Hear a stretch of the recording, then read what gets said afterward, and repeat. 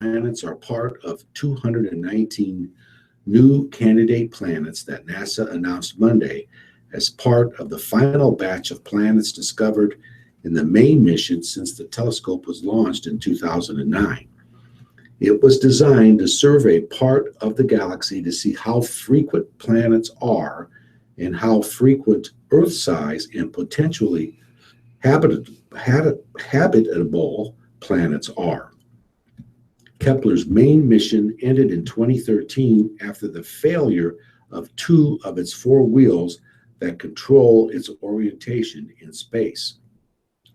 It's too early to know how common potentially habitable planets are in the galaxy because there are lots of factors to consider, including that Kepler could only see planets that move between the telescope vision and its star, said Kepler research scientist Susan Mollally of the SETI Institute in Mountain View, California. It will take about a year for the Kepler team to come up with a number of habitable planet frequency, she said. Thanks, Don. From London, the deadly terror attacks that have rattled Britain in recent months took an ominous new turn Monday when Muslim worshippers became targets during the holy month of Ramadan, mowed down by an attacker who plowed a van into a crowd leading prayers at two mosques in North London. It was the same tactic Islamic extremists used in recent assaults on Westminster Bridge and London Bridge. British authorities, including Prime Minister Theresa May and Islamic leaders, moved swiftly to ease concerns in the Muslim community following the attack shortly after midnight that injured at least 9 people in the Finsbury Park neighborhood, which is home to a large Muslim population. Authorities said the incident was being treated as a terror attack. One man died at the scene, although it wasn't clear if he died as a result of the attack or from something else. British media identified the suspect as Darren Osborne, 47, a father of 4 living in Cardiff, Wales, who was not known to authorities before the attack. This was an attack on Muslims near their place of worship, May said, and like all terrorism, in whatever form, it shares the same fundamental goal. It seeks to drive us apart and to break the precious bonds of solidarity and citizenship that we share in this country. We will not let this happen. And another short or two from the world. From Rome, 4 survivors have told how some 126 fellow migrants drowned off Libya last week when their flimsy rubber dinghy foundered after smugglers removed the engine and fled, the UN Migration Agency said Monday. Flavio Di Giacomo of the International Organization for Migration said the survivors were interviewed in Sicily after an Italian Coast Guard ship brought them to Palermo's port Monday. The survivors told authorities that a few hours after the migrant smugglers' dinghy set off from Libyan shores Thursday night, the crew removed the engine and left in another boat. The migrant boat quickly foundered. And finally, from Vatican City, Pope Francis will visit Chile and Peru in 2018, the Vatican announced Monday. The Holy See said Francis will visit Chile from January 15th to the 18th, then head to Peru, where he will stay until January 21st. Details will be announced later. 21 minutes after the hour, time to move on to local and legislative news from the Lincoln Journal-Star. When plans for the Abbott Sports Complex were being developed in the early 1990s, Tom Price, then head of the Capital Sports Foundation, told the Lincoln Journal that the groups involved were trying to have a facility that will be here for the next 50 years. The way things look now, the complex won't make it to 25. A plan that will go before the Lincoln-Lancaster County Planning Commission on Wednesday calls for much of the nearly 200-acre sports complex in northeast Lincoln to be redeveloped as an industrial park. According to the plans, a first phase would involve rezoning 31 acres on the western edge of the complex for industrial uses and redeveloping the 92,000 square foot field house into a warehouse or other industrial use. The zoning change would mean that building, the championship soccer field, and several other soccer fields could no longer be used.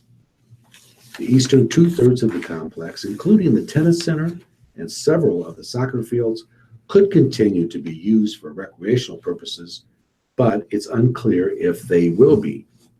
The motocross track was developed under a separate agreement and will continue to operate. Dan Lessing, president of the Lincoln Sports Foundation, which runs the complex, and program director for the Cornhusker Shooting Stars basketball program that's based at Abbott, said there is a purchase agreement on the table to buy the complex. According to planning department documents, the potential purchaser is Almond Opportunity LLC, an entity owned by local real estate developer Monty Froelich. Froelich said he could not comment on the proposed sale or any future plans for the complex. The Abbott Sports Complex, which opened in 1994 at 7600 North 70th Street, has long struggled financially. Capital Sports Foundation, the original entity formed to run the complex, declared bankruptcy in 2004 after years of losses. That's when the Lincoln Sports Foundation was formed and took over operations. Dell Linneman Jr., foundation manager for the Ethel C. Abbott Charitable Foundation, said the Lincoln Sports Foundation, like the Capital Sports Foundation, has not been able to make payments on a loan for the complex, and rather than foreclosing the loan, the Abbott Foundation and the Lincoln Sports Foundation have agreed to move forward with a sale. Linneman said the facility has never made money and is being underutilized. Basically, you're just looking at an underused facility, he said. That's the bottom line. The complex was home to the Husker women's soccer team, and it also hosted thousands of youth and high school soccer matches. Over the years, it also added basketball, volleyball, football, lacrosse, tennis, and motocross. However, soccer users have been leaving the complex over the years. The university left in 2005 after its initial 10-year lease expired. Lincoln Public Schools stopped using the complex in the past couple of years, and Abbott stopped hosting youth club games in 2016. According to the Lincoln Sports Foundation's tax returns, its revenue fell from more than $900,000 in 2014 to less than $650,000 in 2015, the most recent year available. That led to an operating loss of nearly $73,000 in 2015, down from an operating profit of nearly $70,000 in 2014. Lineman said the complex has suffered in recent years from competition from tax-supported projects, including Speedway Sporting Village, a soccer complex that opened in 2015 that received nearly $5 million in tax increment financing, and the expanded Woods Tennis Center. It got more than $1 million in direct financial support from the city. City support for Abbott was mostly limited to a few $100,000 worth of infrastructure improvements. The Abbott Foundation has provided most of the money for the complex, a $1 million grant and a $1.5 million loan to get it started, as well as ongoing grants for operations and improvements. Lineman said the Abbott complex never got the kind of city or community support that was needed to make it viable for the long term. And now the facility is probably going to go away, he said. Lineman did stress, however, that the proposed sale to Almond Opportunity is tentative at this point. He, that's Froelich, can up and walk away from this tomorrow, Lineman said. If that were to happen, it would likely only be a temporary reprieve for the complex. Lineman said that at this point, selling the complex makes the most sense, and doing so will free up more money for the Abbott Foundation to make more grants. We think it's going to be good for the grants we make, but it's unfortunate for the people who are using the facility that it's going away, he said. Thanks. From the World Herald, from Lincoln. State Senator Ernie Chambers of Omaha on Monday called for a grand jury probe into the Nebraska State Patrol's differing versions of a fatal crash during a high-speed pursuit. The senator also called for the firing of the patrol superintendent, Colonel Brad Rice. Chambers said it appears that some patrol officials lied about the cause of the October 3rd crash and that Rice supported them, despite warnings from an internal investigator and others within the patrol that the truth wasn't being told. The veteran lawmaker, a frequent watchdog of law enforcement actions, said the matter has ruined the credibility of the state patrol, which he called the flagship of Nebraska's law enforcement agencies. Taylor Gage, a spokesman for Governor Pete Ricketts, said Monday evening that Chambers' comment was ridiculous. Rice was selected to lead the patrol by Ricketts. This matter went to a grand jury, and the grand jury found the state patrol's actions were appropriate, Gage said. The World Herald reported Sunday on the death of Antoine Ladue, who died after a high-speed chase involving a state trooper. The chase began when Ladue ran a stop sign near Gordon, Nebraska, and then refused to pull over. Immediately after the crash, the trooper, Tim Flick, said 3 times that he had performed a maneuver called a tactical vehicle intervention to bump the fleeing vehicle in an attempt to end the chase by forcing Ladue's vehicle to spin out. On the trooper's dash cam video, it appeared that Flick's cruiser swerved into the back corner of Ladue's vehicle, causing it to spin and then roll.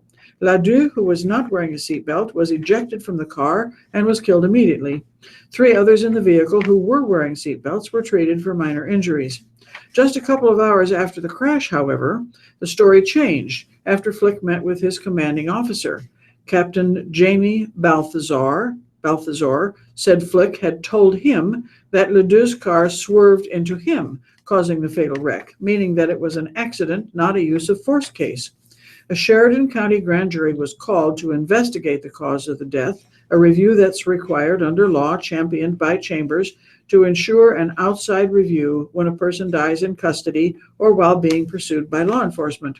The jury was presented conflicting stories by patrol officials that it was an accident and that it was a use of force case involving the use of the TVI. Jurors, according to the grand jury transcript, expressed some confusion over the differing stories and how Flick initially stated that he had performed the TVI while driving 50 miles per hour. Later, it was determined that his vehicle was traveling at about 67 miles per hour. But in the end, the grand jury ruled that Ladue's actions were the cause of the fatal accident. Rice, in written response to questions posed by the World Herald, said it's not unusual to have differing opinions about such incidents within an agency. In the end, he said the system worked and the grand jury exonerated Flick. Rice also denied that there was any pressure on the internal investigator to declare the incident an accident rather than a TVI.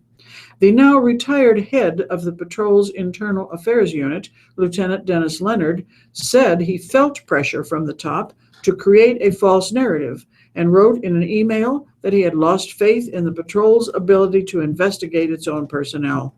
Chambers, in an interview, said an independent review should be conducted into how and why the stories changed. He said he will request that a grand jury be convened in Lancaster County, where the patrol is headquartered.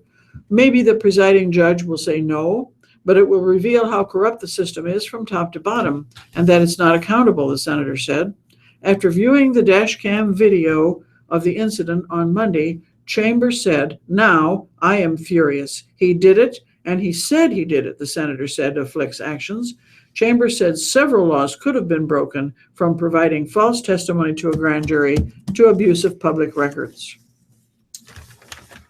Well, Nigerian bakers love wheat grown in the United States. It's the most consistent and highest quality wheat in the world. Mukaila Arawana, a quality assurance manager for Honeywell 4 mills in Nigeria, said Monday after a tour at a grain inspection business in Lincoln. American wheat is the only wheat you can mill to flour and bake to bread, and you can close your eyes and go to sleep and be sure the bread will come out well, Arawana said. American wheat is the best wheat. But wheat from Europe and the Black Sea can be easier to get and until recently was cheaper. Yet prices of U.S. wheat have become more competitive thanks to a bumper harvest last year, bin-busting stockpiles, and lower than expected wheat production in Europe, according to U.S. Department of Agriculture reports.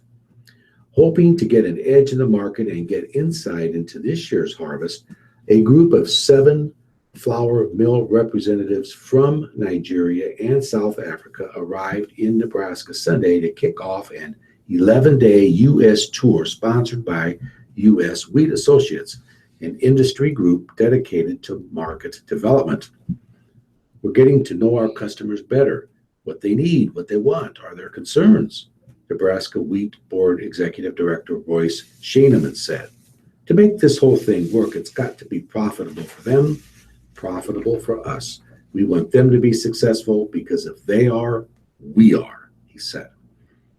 Their itinerary Monday included places like the University of Nebraska Wheat Quality Lab and Lincoln Inspection Services, as well as dinner with Nebraska agriculture leaders. On Tuesday, they toured TMCO, national manufacturer, developer of cereal grain testing equipment, and visit the Noble family farm near Fairbury before leaving Nebraska for Kansas. Typically, half of all wheat grown in the United States gets exported. Nigerians for years have consistently been some of the biggest buyers of U.S. wheat. This past marketing year, June 2016 through May 2017, Nigeria bought up to 1.642 million metric tons of wheat, of which 1,177 tons was hard red winter wheat, a variety popular for making bread, which is overwhelmingly grown by Nebraska farmers. Nigeria's appetite for hard red winter wheat was second only to Mexico last year. South Africa has been more of a swing customer, tending to buy more soft red and durum wheat, although purchases from the country gobbled up 183,000 metric tons worth of hard red wheat last year after going several years without buying any. The biggest challenge facing Nigerian flour mills eager for U.S. wheat, Arawana said, is getting their hands on dollars to buy it. The country has a well-documented shortage of access to foreign currency. It's a major challenge to the banking industry today, he said. You have to look for 1, 2, 3, 4, 5, 6 banks to pull their resources together for you, which they're not willing to do. Deb? Thanks. Tracy Cassidy said Monday that she's excited and ready to take her seat on the Omaha School Board. Board members voted 7-1 to appoint Cassidy to the seat vacated by the election of Vinnie Palermo to the Omaha City Council. I'm going to bring a positive attitude and a willingness to dive right in and get to work on critical issues, Cassidy said. The board interviewed Cassidy and 3 other applicants in public session Monday, quizzing them on their views on charter schools, the role of the board, and other issues. The lone dissenting vote on Cassidy's nomination was Amanda Ryan. Cassidy is Human Resources Manager at S.L. Jensen Construction, a small construction company. She described herself as a proud graduate of Omaha South High School. She is married and has 3 daughters, ages 11, 8, and 3. The older 2 attend OPS schools. She is a member of the parent-teacher organization at Gomez Heritage Elementary in South Omaha. Gomez principal John Campen wrote a letter of support for Cassidy, saying she will not only bring positivity to the school board, but a wealth of knowledge and experience to collaborate with all board members. Board member Yolanda Williams said Cassidy's communication background will be an asset. According to Cassidy's application, she has a bachelor's degree in journalism and public relations from Creighton University and a master's degree in communication from the University of Nebraska at Omaha. Williams said the board is working on building its relationship with the community. It's all about communications. How are we communicating with our community, she said. Board member Shavana Holman said she liked that Cassidy recognized the board's role in the oversight and evaluation of the superintendent. That is a major responsibility of what we do, she said.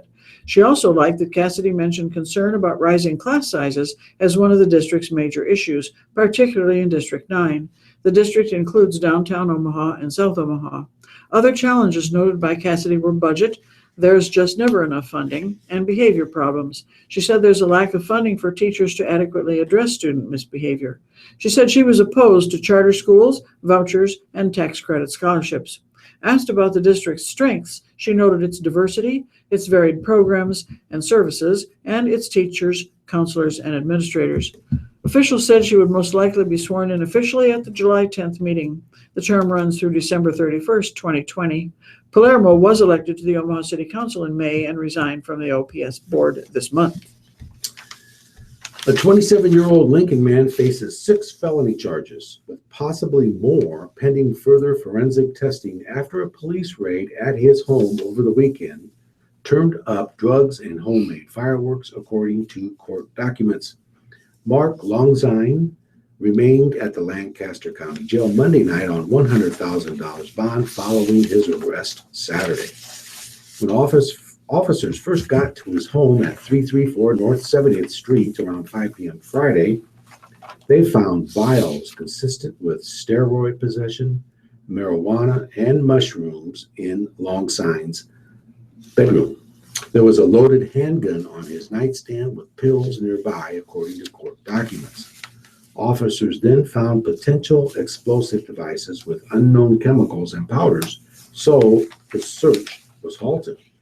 Police called Lincoln Fire and Rescue and the Lincoln Lancaster County Health Department to help collect and destroy the chemicals, the document says. The search resumed Saturday at 10:30 a.m. Officers found just over 2 ounces of cocaine, 164.3 grams of MDMA powder, 20 ounces of marijuana, 135.6 grams of THC concentrate, 141.3 grams of mushroom, and 95 sheets of LSD, the document says. Officers also found various drug paraphernalia consistent with drug sales and more than $39,000. Several other guns were found in Longzine's home or just outside it, the document says. Investigators also seized powders, liquids, and pills during the raid, the document said. Those have been sent to the Nebraska State Crime Laboratory for further testing. A section of North 70th Street was closed for several hours while the search was ongoing. Prosecutors charged Longzine with possession of 28 to 139 grams of cocaine, possession of a firearm while committing a felony, possession of drug money, possession of a destructive device, delivery or attempt to deliver MDMA, and delivery or attempt to deliver marijuana. Thanks, Don. Marlis Williamson slept through her first College World Series experience, but it's one her parents will recount to the 5-month-old for years to come. She's your littlest, cutest fan, her mom, Rachel Williamson, told the Texas A&M baseball team in the hospital lobby. Marlis was one of about 100 patients at Children's Hospital and Medical Center on Monday to get a visit from the Aggies in town for the College World Series. The teams have been visiting the Omaha hospital during the series for more than 20 years, a hospital spokesman said.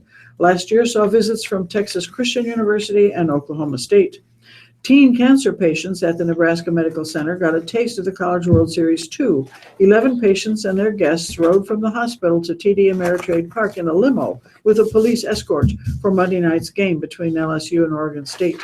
The trip, a 15-year tradition at the Med Center, is meant to give patients a chance to connect with one another and have fun away from the hospital.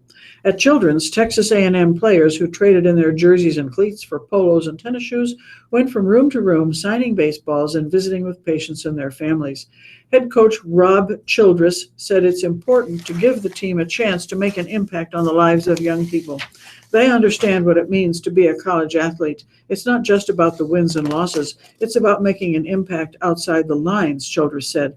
This is more valuable than a practice we could be doing.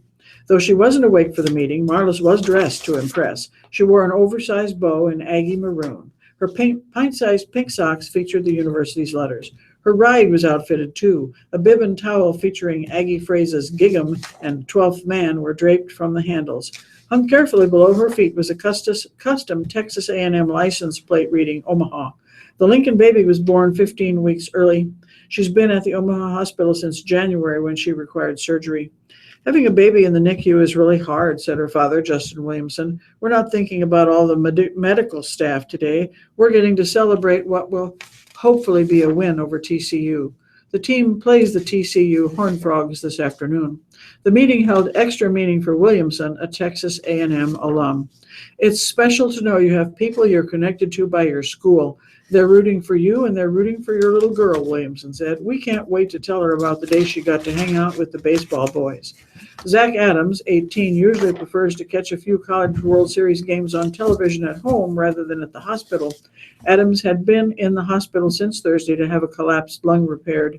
The Omaha teen chatted about baseball with the handful of Aggies who stood around his bed. But the players and Adams, a Kansas City Royals fan, found the most common ground when it came to video games. Call of Duty proved to be a mutual favorite.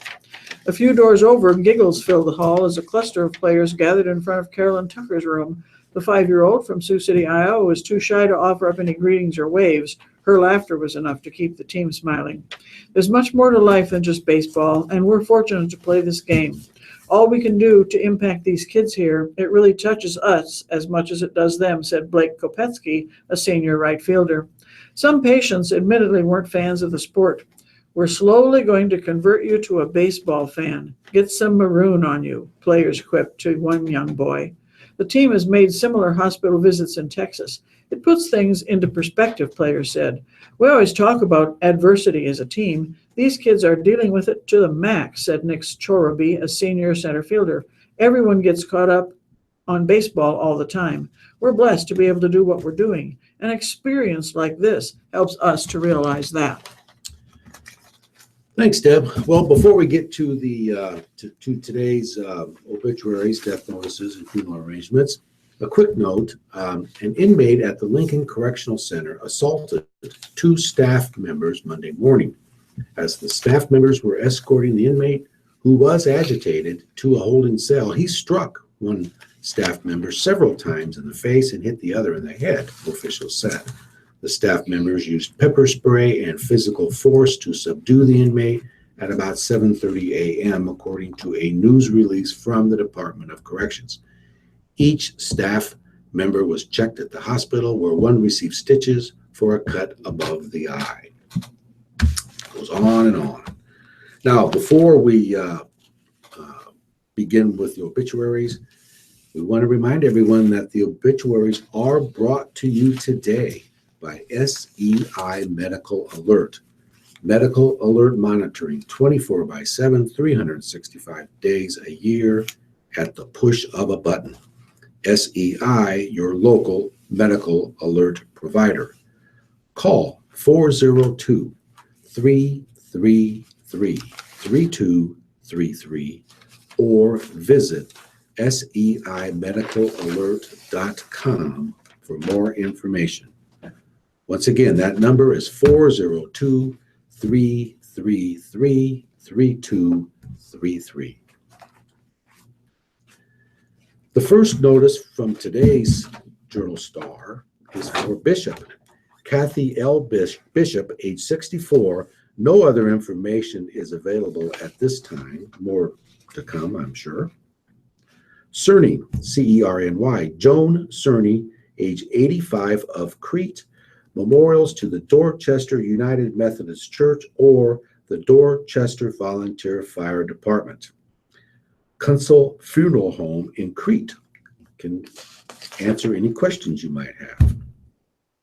Ethel Dietering, D-E-D-E-R-I-N-G, age 94, from Lincoln. Memorials may be given to the church, which is St. Paul United Methodist Church. Lincoln Funeral Home handling the arrangements. John Thomas Finney, better known as Tom. Tom Finney was 87, from Fairmont, served in the United States Air Force. Memorials may be given to the family for future designation to Tom's favorite charities. Govier Brothers Mortuary in Broken Bow, handling the details. Albert Dale Flower Day. Dale was Albert went as Dale. Dale Flower Day was age 89 from Murfreesboro, Tennessee, formerly of Lincoln.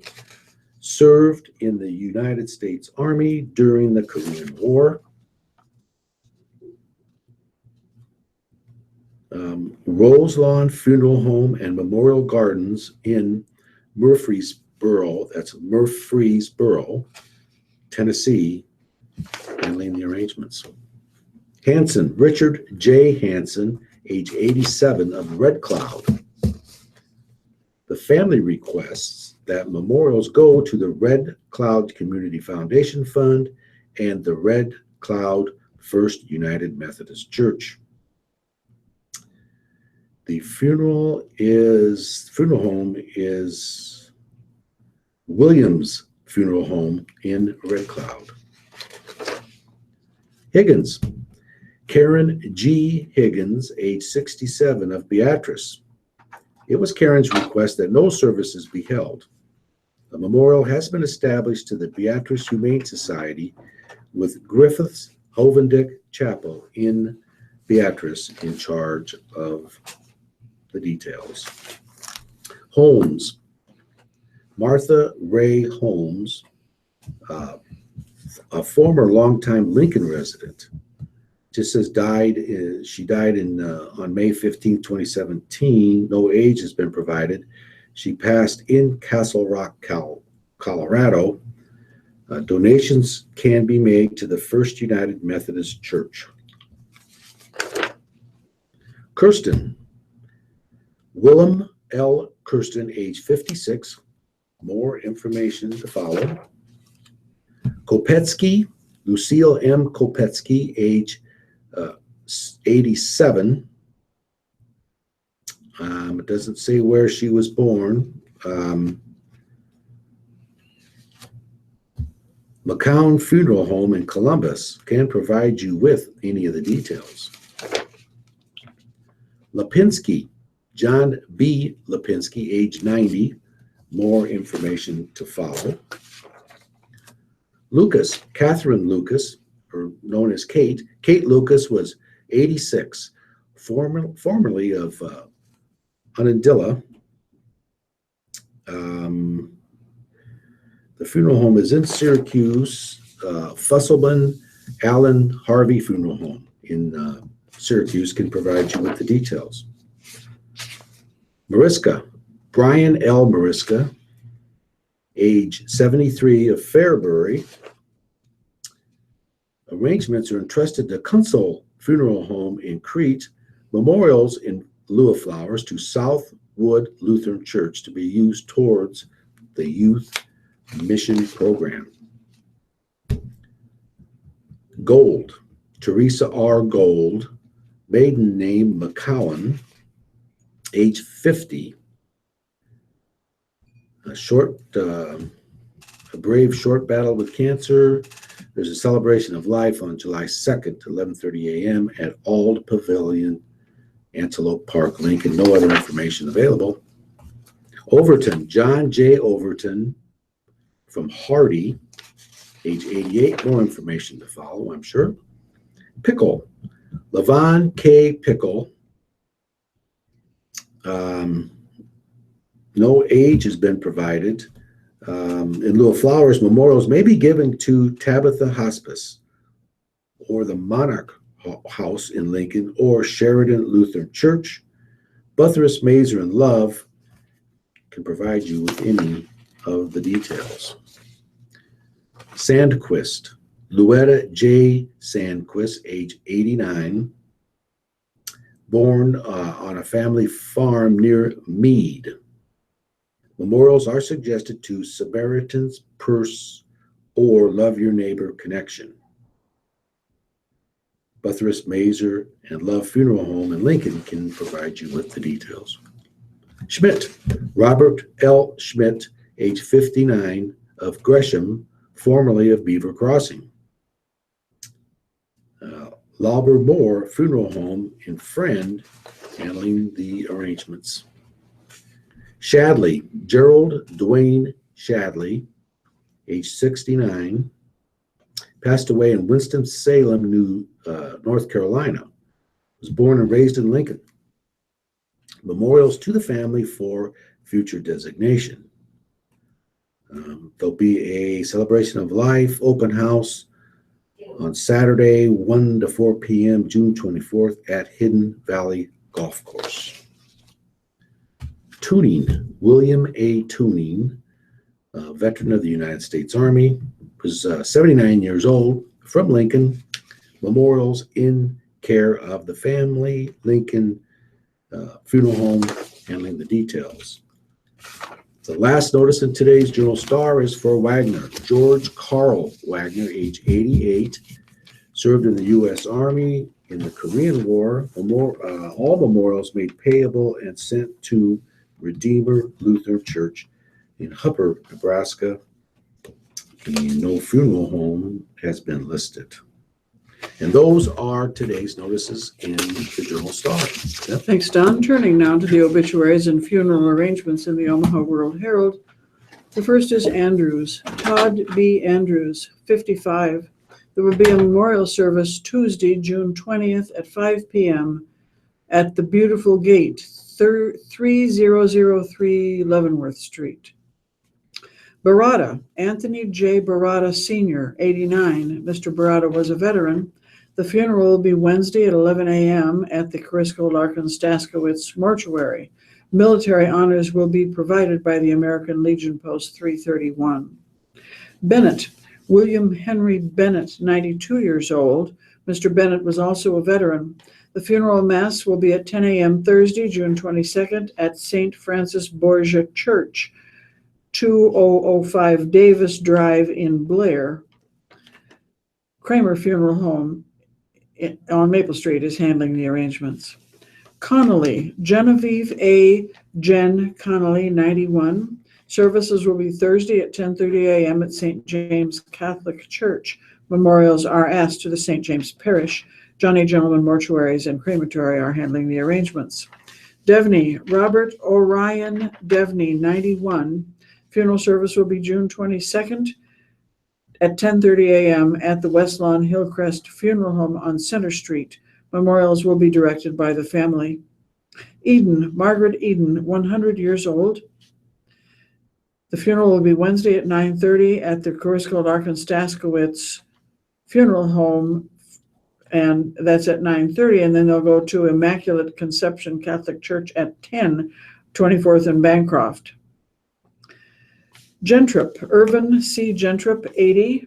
Massive Christian burial will be Wednesday the 12th at 10:30 at St. Joseph's Catholic Church in Wisner, Nebraska. In lieu of flowers, the family asks for memorials to be made for pancreatic cancer research at the Nancy Armitage Professorship, care of the Office of the Chancellor, 5000 Whitson Hall at UNMC in Omaha, 68197. Minnick Funeral Home of Wisner is providing the services. Hamblin, Kenneth E. Hamblin, 89. The funeral service will be Wednesday, June 21st at 10:30 at the West Lawn Hillcrest Funeral Home. Memorials are suggested to Beautiful Savior Lutheran Church, the La Vista site, or the American Heart Association. Hyatt, Todd Hyatt, 41. There will be no services. Good Shepherd Funeral Home is handling the other arrangements. Hunter, Lois Kathleen Hunter, 85. The services will be 11 a.m. at the Bel Air Chapel of Heafy Hoffman Doric Cutler on West Center Road. Memorials may be directed to the family. Kennedy, John W. Kennedy, 83. Mr. Kennedy was a veteran. The funeral will be Thursday at 10 a.m. at St. Robert's Catholic Church. Military honors will be provided by the American Legion Post 331. Memorials to All Betty's Children, which is a cancer foundation, and you can find them online. Heafy Hoffman Doric Cutler is handling the arrangements. Kudirka, Valentinus Kudirka, 87. The funeral will be Thursday, 9:30 at Crisco-Larkin-Staskowitz. Well, they'll begin there and go to St. Peter and Paul Catholic Church for a 10 a.m. Mass of Christian burial, Crisco-Larkin-Staskowitz. Lundgren, Maxine Lundgren, 81. The Services will be at 10:30 a.m. at Divine Shepherd Lutheran Church at 150th and Q Street. Memorials are asked to the Special Olympics, Hefe Hoffman, Dwight Cutler, the Bel Air Chapel. Morin, Scott Morin, 65. Celebration of Life with viewing will be Friday, June 23rd from 4 to 8 at the funeral home. Memorials to the family in lieu of flowers. Condolences may be sent to Fusselman Allen Harvey Funeral Home. Paustian, P-A-U-S-T-I-A-N, James T. Paustian Jr., 95. Mr. Paustian was a veteran. Celebration of Life will be 4 p.m. Wednesday, June 28th at the Bremen Mortuary, the 72nd Street Chapel. Pike, Ben Pike, aged 42. The funeral will be Thursday at 11 a.m. at Corisco, Larkin, Staskowitz.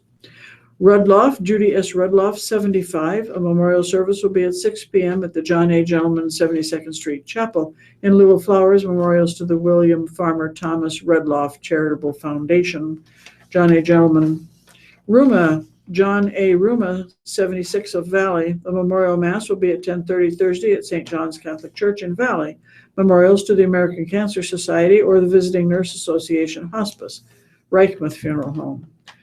Shearer, Paul Joe Shearer, 74. Mr. Shearer was a veteran. Celebration of Life at the Full House Bar on 61st and Military Avenue on Sunday the 25th from 2 to 5.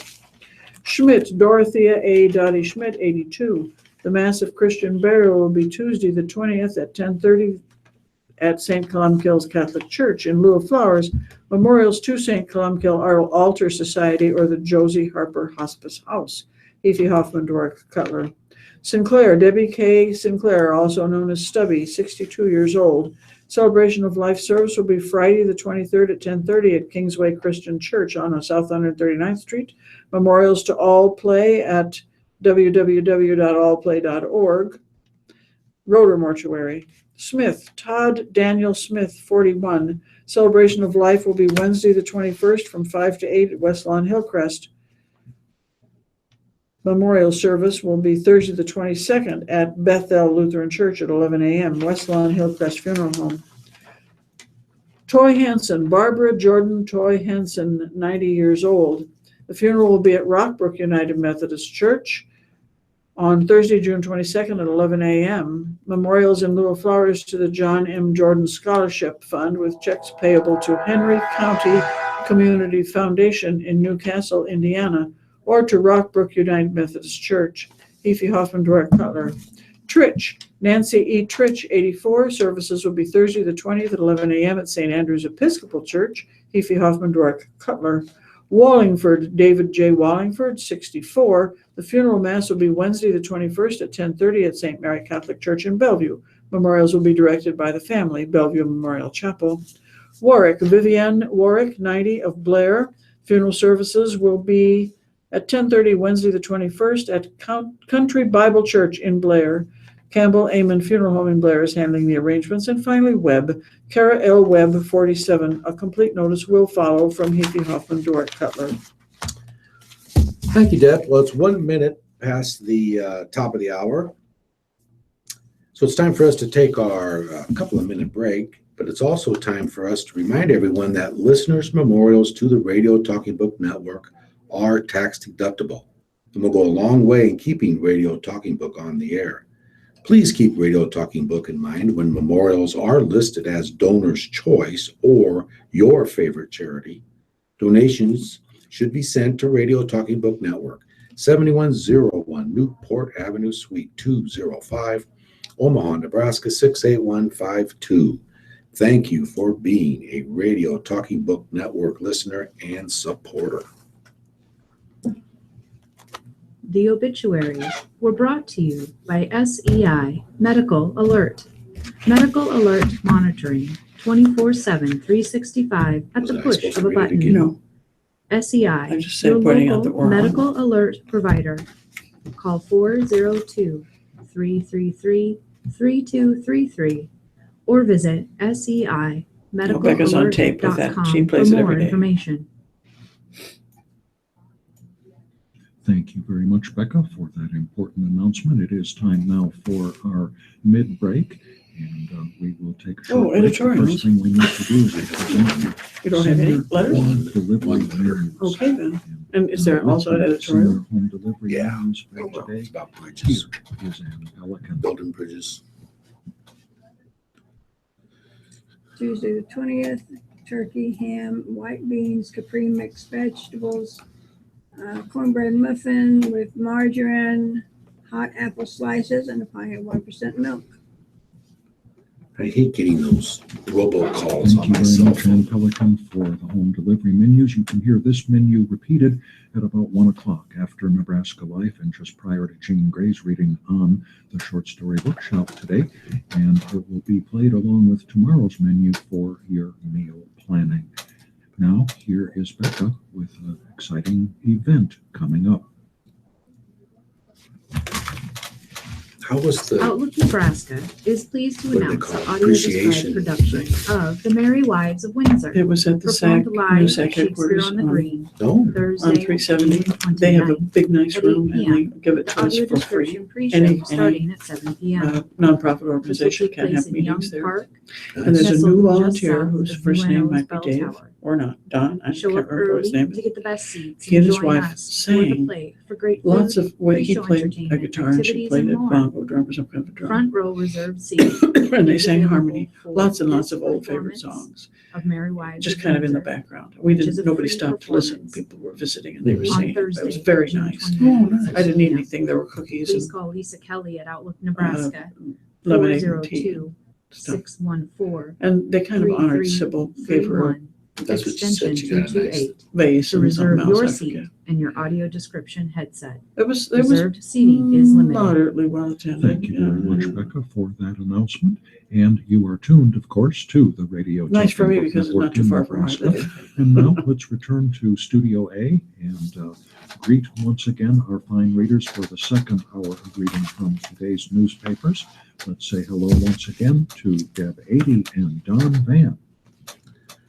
Thank you, Paul, and thanks listeners for sticking with us. And we are back, and that means it's time for the editorials. And we're going to begin with letters to the editor. Well, in my case, I should say letter to the editor. There's only one, and that is from Scott Monroe.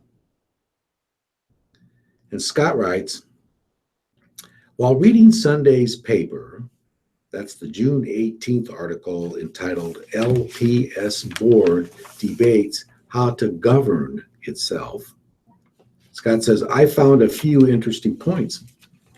First, the phrase rogue member reminds me that if one is not lockstep with the agenda of LPS, which includes the Board of Education and the Journal Star for that matter, there will be consequences.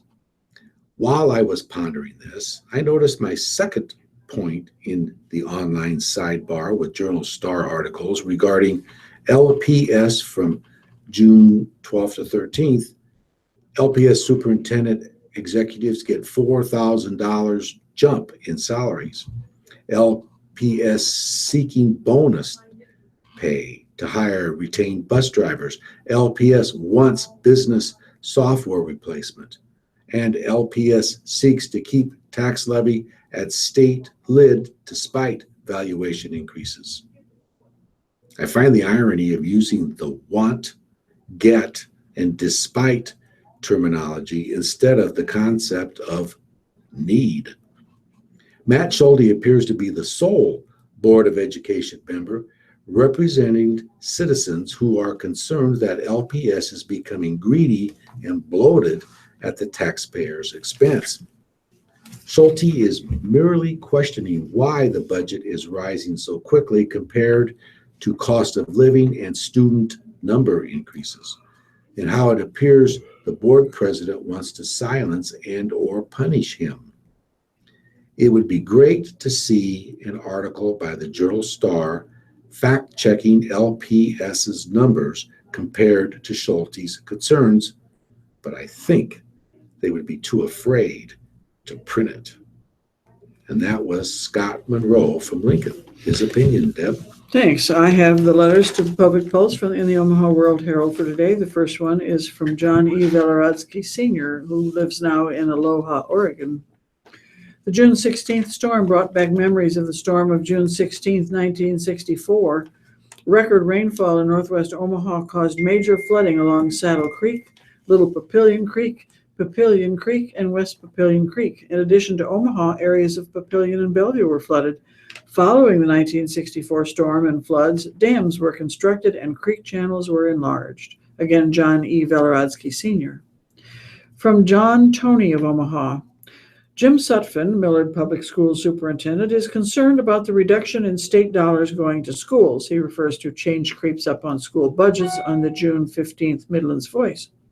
Taxpayers are fed up with property tax and state income tax burdens. Change is very often uncomfortable, but Sutphin should accept that change is inevitable. That means the Millard School District will have to learn to do with less. Rather than bemoaning the reduction in funding, Sutphin and his administration should find ways to be more efficient, eliminate waste and duplication, and streamline operations. Again, John Toney of Omaha. From Susan J. DeCamp of Omaha, who is on the AARP Nebraska Executive Council.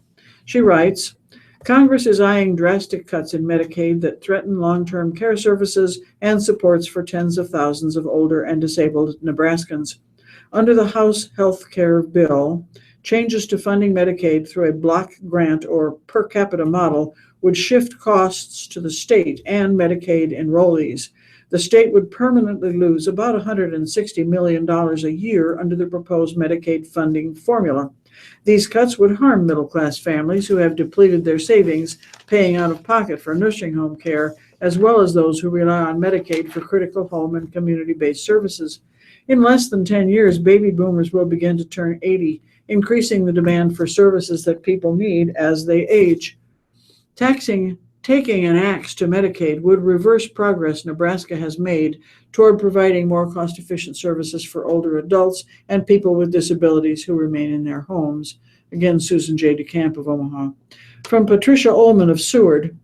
I was dismayed to read that while Nebraska U.S. Senator Deb Fischer would not, quote, aggressively defend the secretive process by which the Republican Senate majority is writing its health care bill, she did not condemn that process or indicate that she would enter a protest.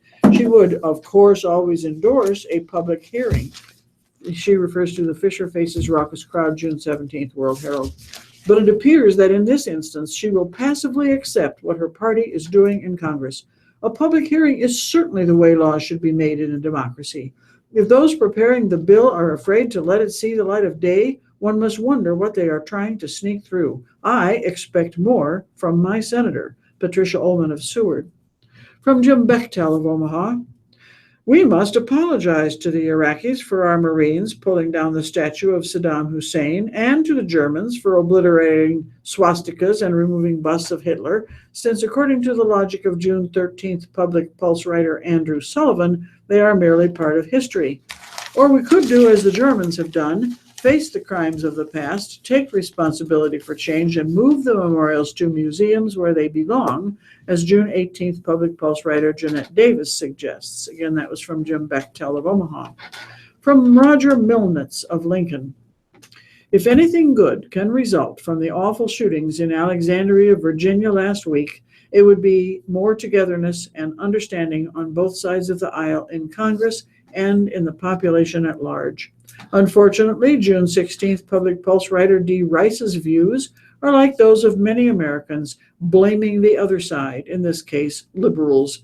It seems to me that there has been plenty of hate coming out of both political sides in America, certainly not just liberals. Let's change all the ugly rancor now and use the shooting as a catalyst. Let it start with the person in the mirror. Roger Milnitz of Lincoln. And finally, from Larry Ballard of Omaha.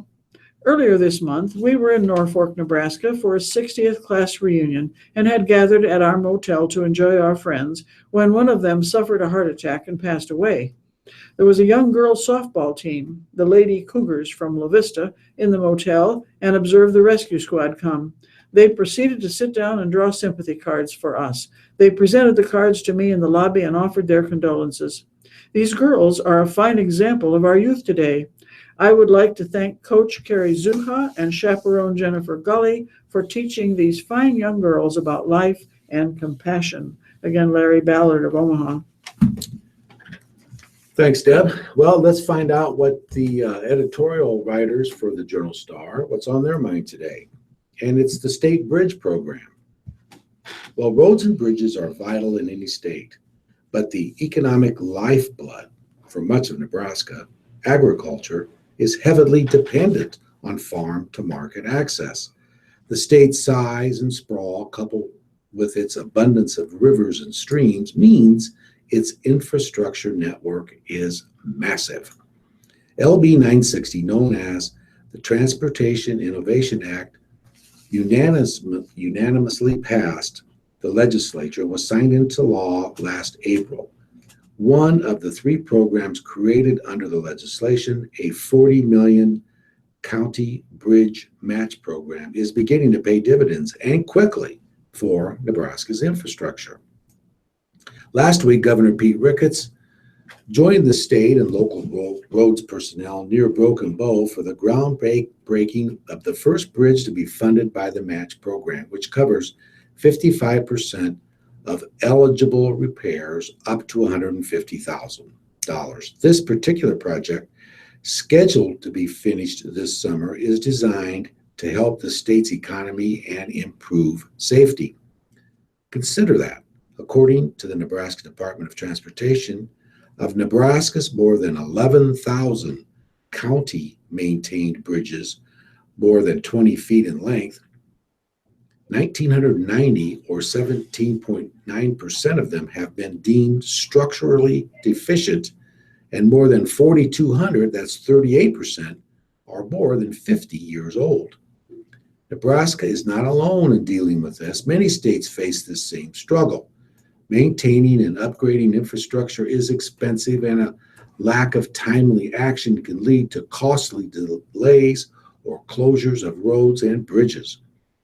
These can have major effects on the profit margin of farms, ranches, and other businesses that operate in rural areas but depend on these safety and stability of these structures for their viability. When Ricketts joined transportation personnel in Custer County, he tweeted that the pipe bridge will last twice as long as the wooden span it's set to replace. Within 7 months of LB 960's passage, state roads officials identified the first batch of 68 bridges for work. Through the program, one of voluntary participation among Nebraska's 93 counties, at least 32 counties were on the January list to receive at least one improvement to their locally maintained infrastructure. Improving infrastructure is a goal that seems to defy political labels. The broad topic encompasses everything, including jobs, public safety, economic growth, and more. At the federal level, roads and bridges were a major part of the economic stimulus package passed under then President Barack Obama, while President Donald Trump has pledged a $1 trillion investment to export our goods and move our people faster and safer.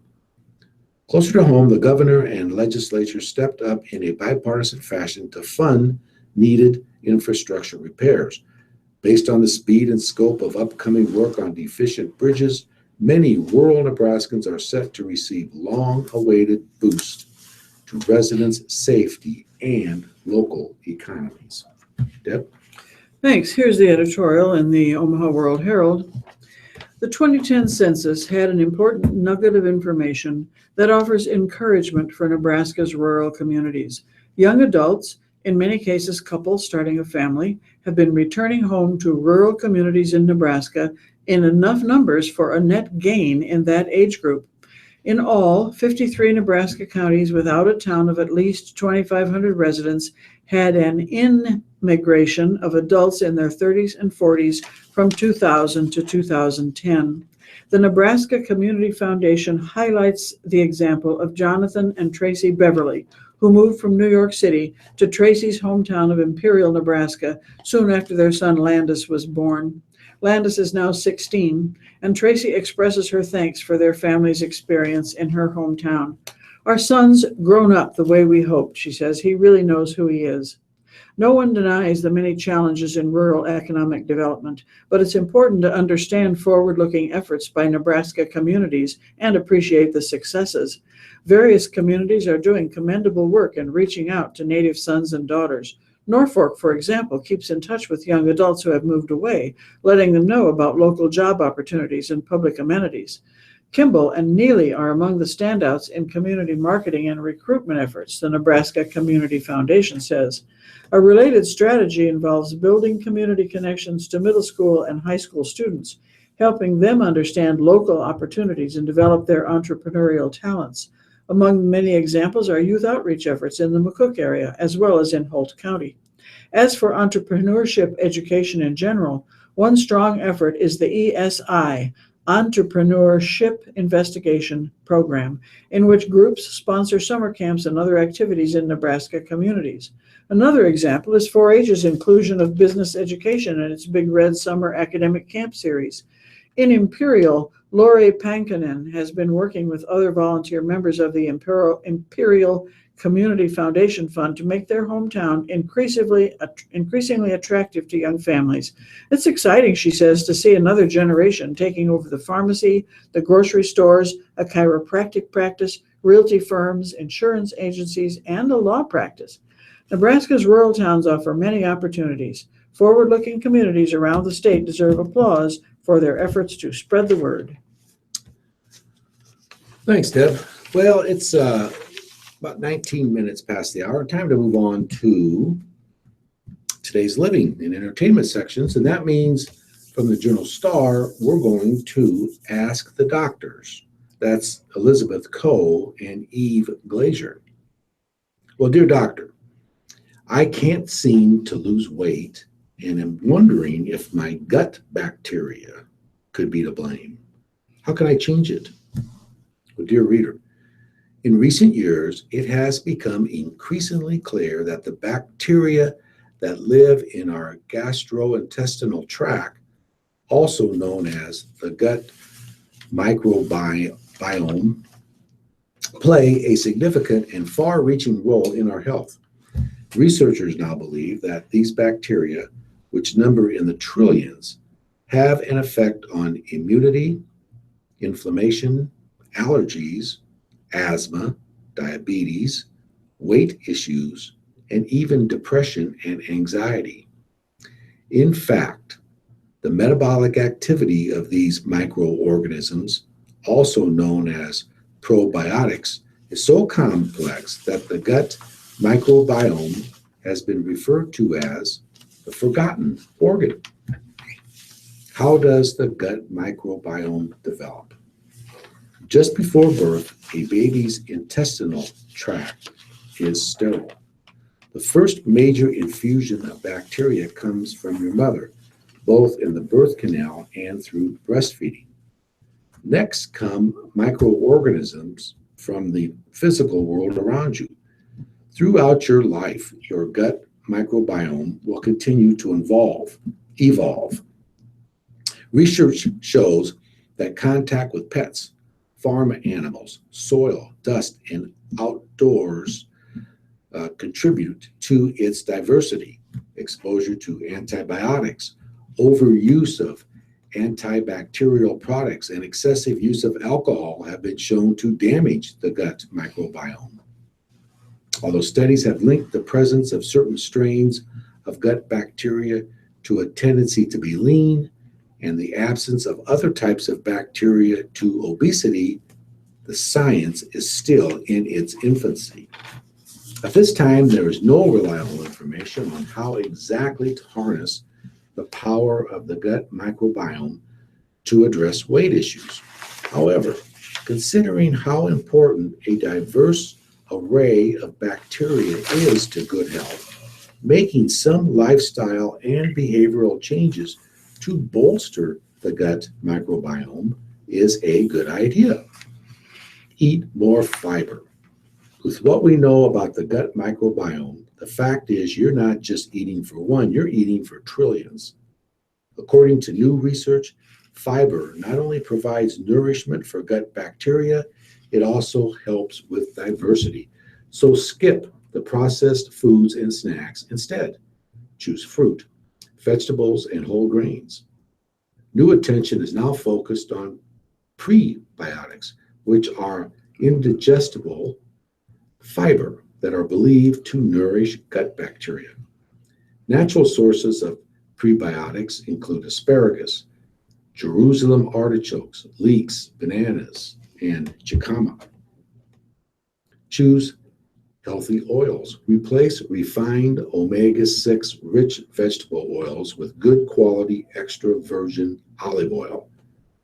Amp up your omega-3 intake with salmon, halibut, sardines, kale, Brussels sprouts, flax seeds, and walnuts. Skip the sweets. According to the USDA, we Americans consume 94 grams of sugar per day, which is about half a cup.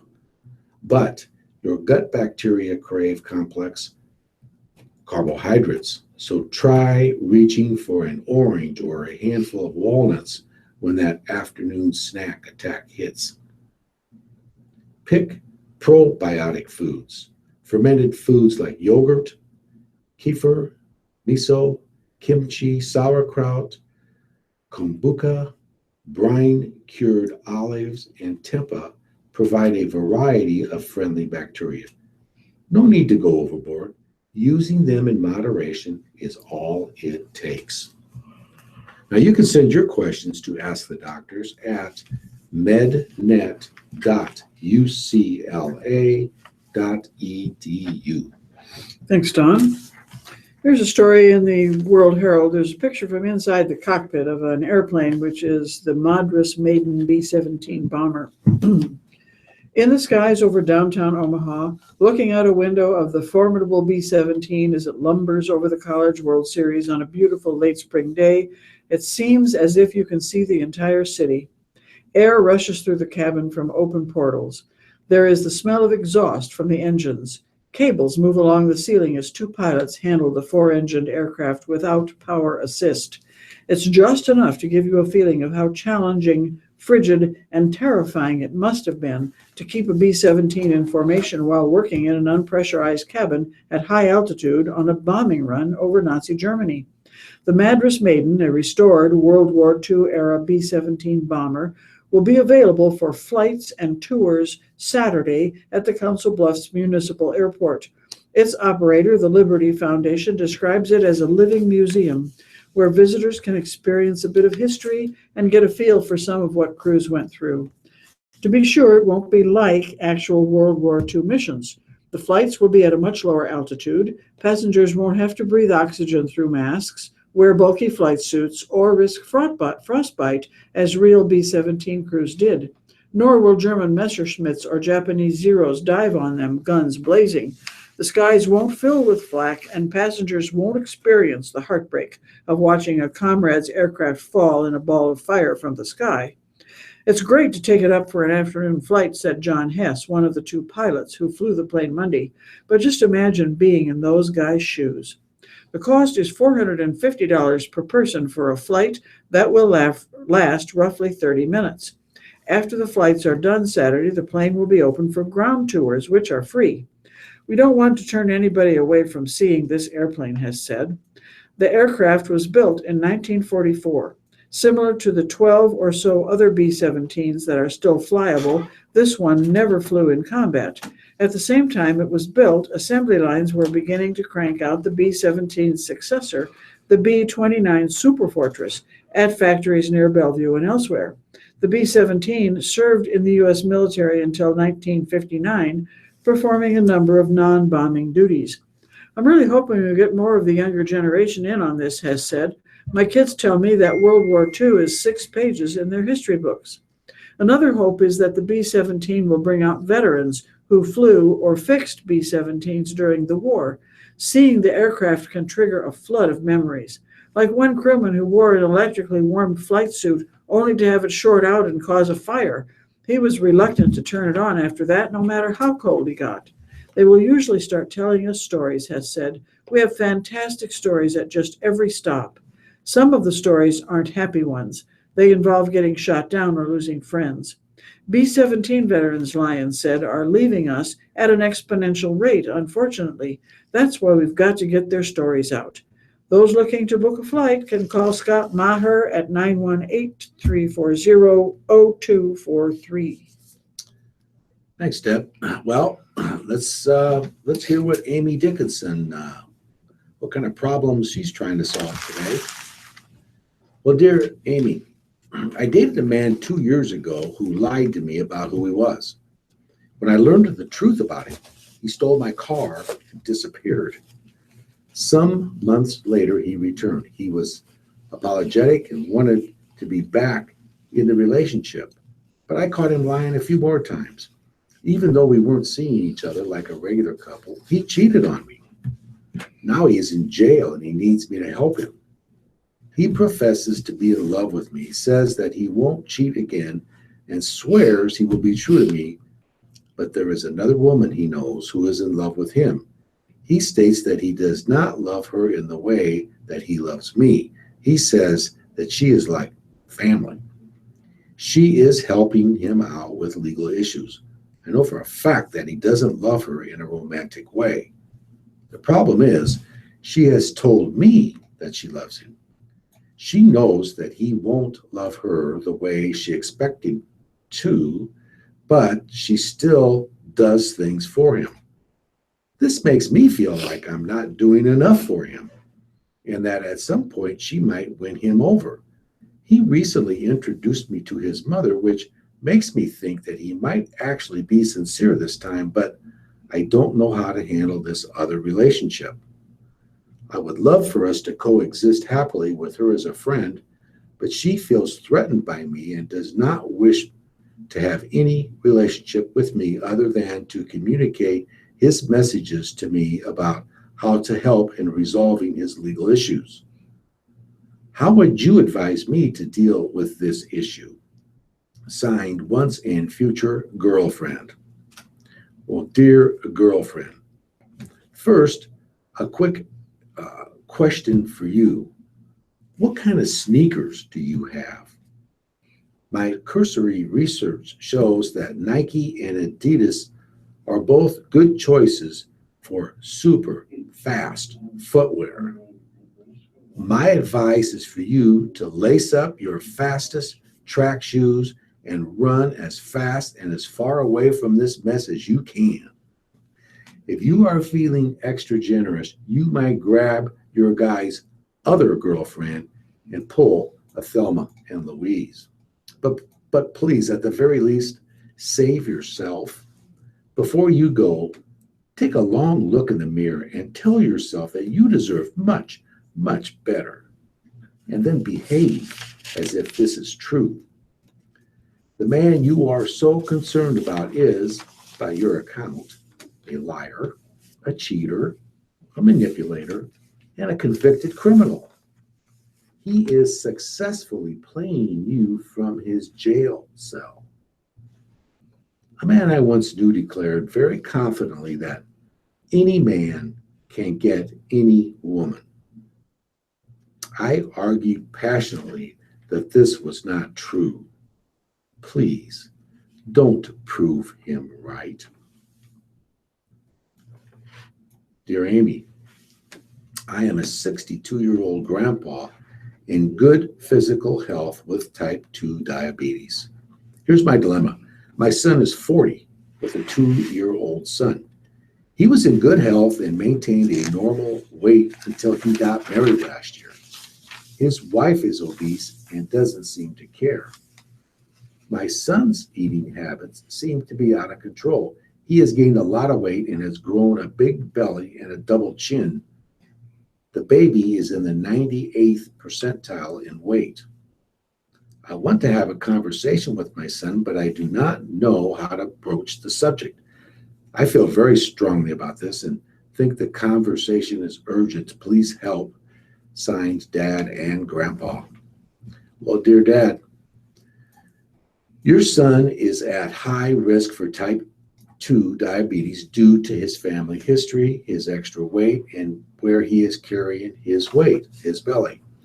You should frame your conversation with him in a way that reflects your own struggle with diabetes.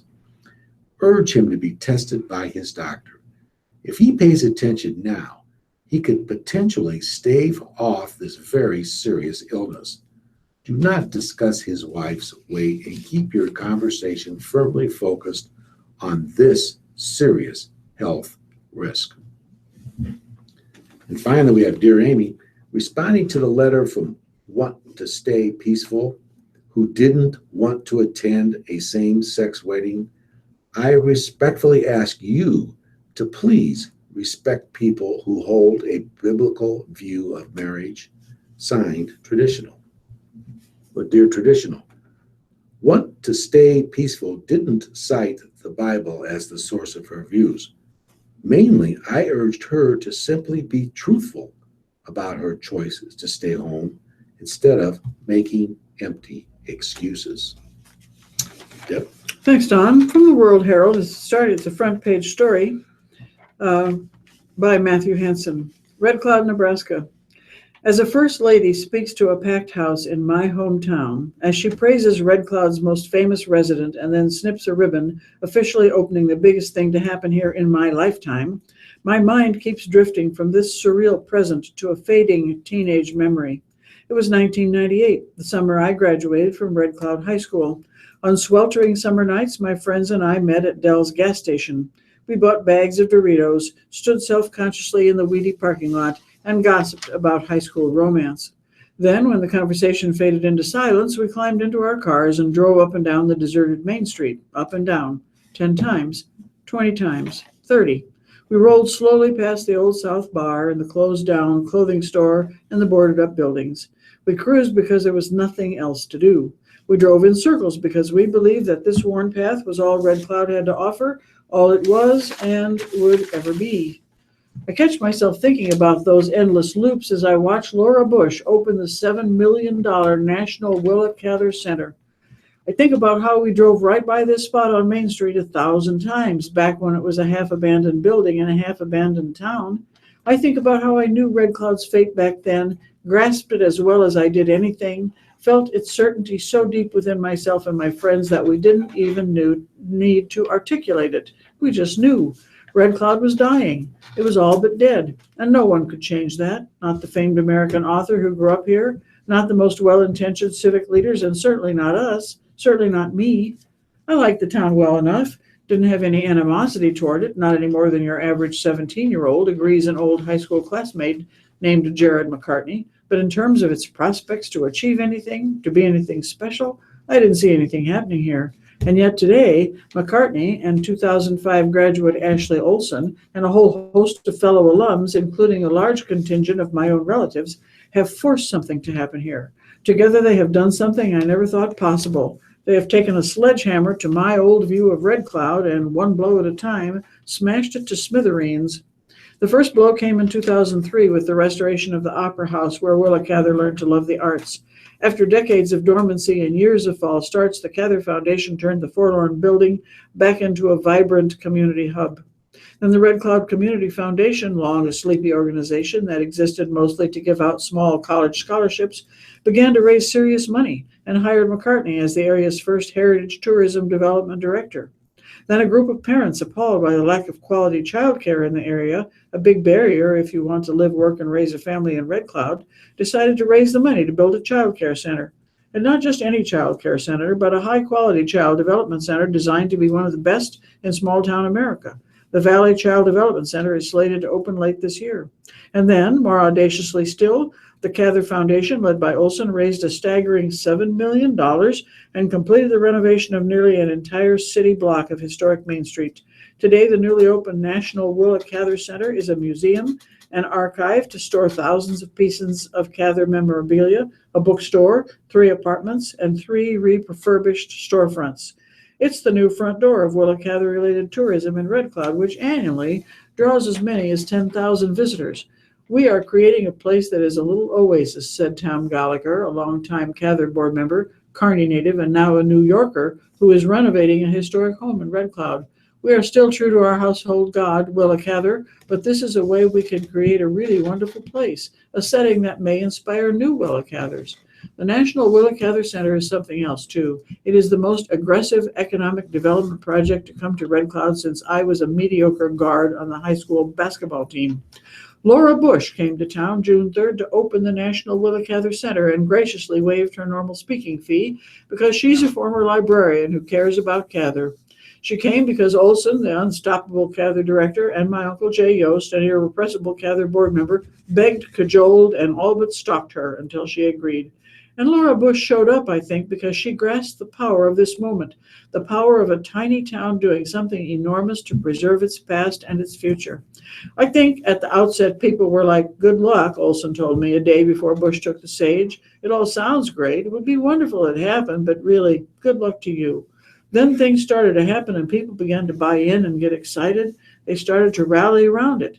That new attitude, the shift in thinking that it represents, might be the single most important thing that has changed in Red Cloud in the past 20 years. For decades, probably for generations, Red Cloud did not believe in its future any more than a last-place baseball team believes it will hit back-to-back-to-back home runs in the bottom of the ninth. And yet, whack, whack, whack. And here we are jumping up out of our seats to give Laura Bush a standing ovation and already planning to swing for the fences again and again. In 2017, more tourists are coming to Red Cloud to rediscover Cather, the author of My Antonia and O Pioneers. More young adults who cruised Main Street and then left are returning to live and work here. Two couples whose husbands are both graduates of the class of 97 just opened On the Bricks, one of the nicest small-town bars you will find anywhere, in one of the National Willa Cather Center's open storefronts. Another young entrepreneur is starting the Prairie Plum Coffee, making delicious $3 pour-overs in a town used to paying a quarter for gas station coffee. Now they give the high school freshmen and high school seniors free copies of Cather's books. Maybe a few of those kids actually read them. Maybe a few of those kids actually think about how big this one-time Red Cloud high schooler's dreams were and how hard she chased those dreams. Speaking of dreams, there is planning for a new downtown hotel and planning for better upkeep of Willa Cather's childhood home and talk of luring other business owners to fill the Cather Center's remaining storefronts. So many rural communities you see vacant storefronts and dilapidated buildings, Olson says. Here we would really like to connect entrepreneurs who want to take a risk and start something within this amazing space in Red Cloud. Let's be honest for a second, my hometown is not a happy ending yet. There are still plenty of hurdles like an aging population, the slumping farm economy, and geography that places Red Cloud more than a 2-hour drive from Lincoln and a 3-hour drive from Omaha. This could all go bad, just like when the dust storms covered our ancestors' cornfields and the swarms of locusts devoured what corn was left. But what Red Cloud seems to be learning, what this graduate seems to be learning, is that the point is the dream itself and then the struggle to make it real.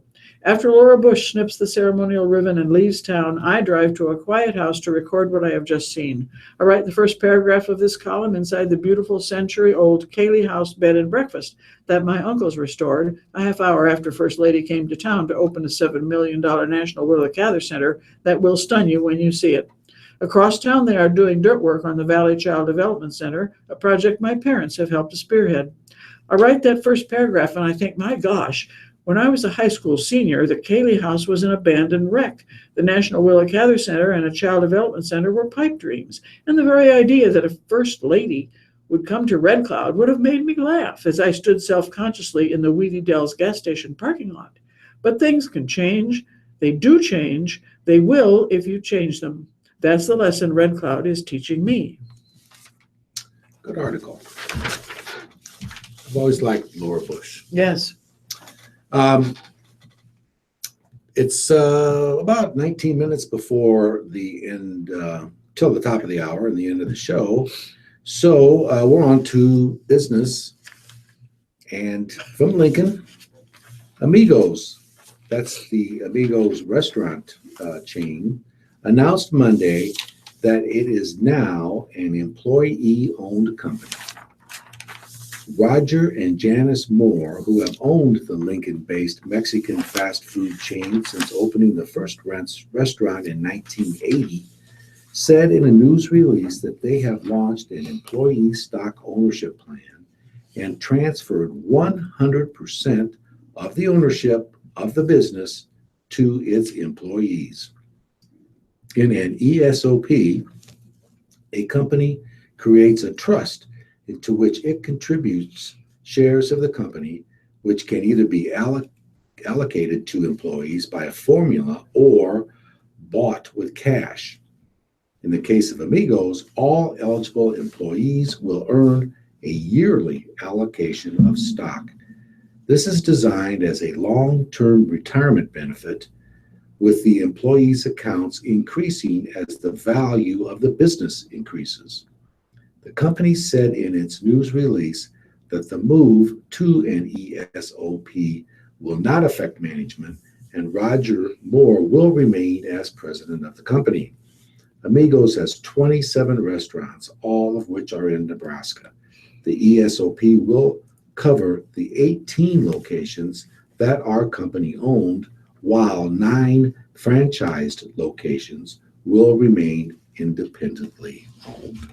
Thanks, Don. Here's a business article. Costco chickens processing operation is expected to have a ripple effect in Nebraska's economy far beyond the cornfield, where officials turned ceremonial shovels of dirt Monday morning. Its estimated $1.2 billion annual economic impact compares to about 1% of the state's economy. The project will be among the region's largest economic engines, said Randy Thielen, Senior Vice President of the Greater Omaha Economic Development Partnership. Its entire supply chain, from corn-fed to the chickens to the finished product themselves, will be concentrated within about a 100-mile radius around Fremont. It will generate about 800 new jobs at the plant itself and will support farmers and small businesses that serve the plant.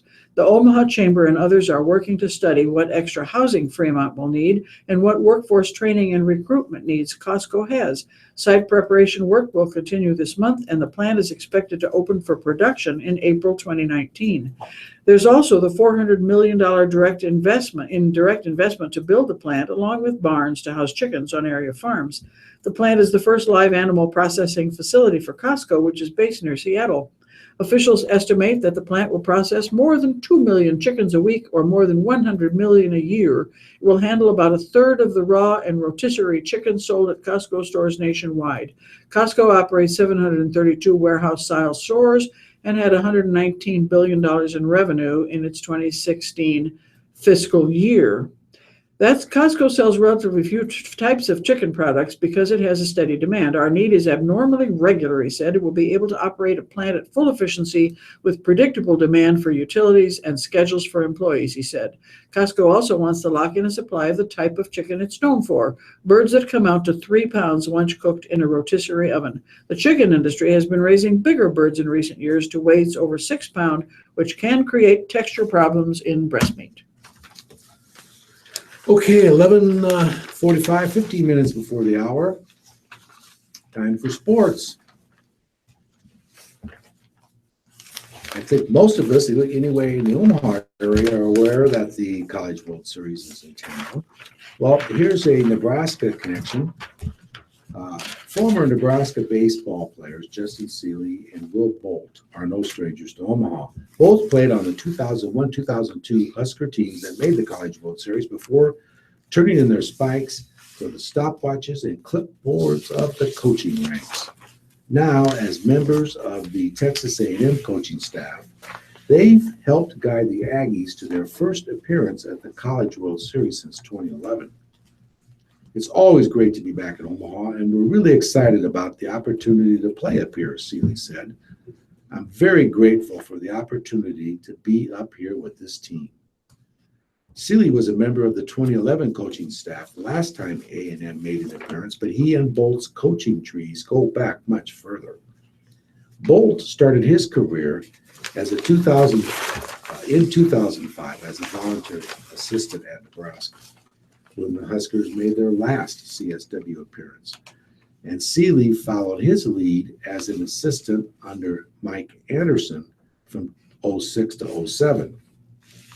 After their brief stints at their alma mater, they both traveled to their home state of Texas, where Bolt took over the Texarkana College head coaching gig and brought Seeley in as an assistant.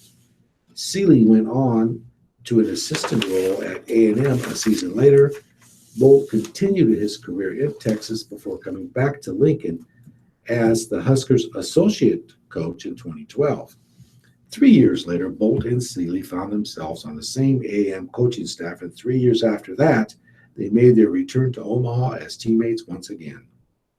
I was back here in 14 with Nebraska in the Big Ten tournament, but this is the tournament you want to get to, and it's great to be back, Bolt said. Anytime you get to play in Omaha and in the final tournament of the season, it's an accomplishment. With a wealth of knowledge, as both players and coaches with Omaha experience, the pair have taken on the role of educators. We've talked to our team about our experience here, and we hopefully gave them some of our wisdom, Seeley said.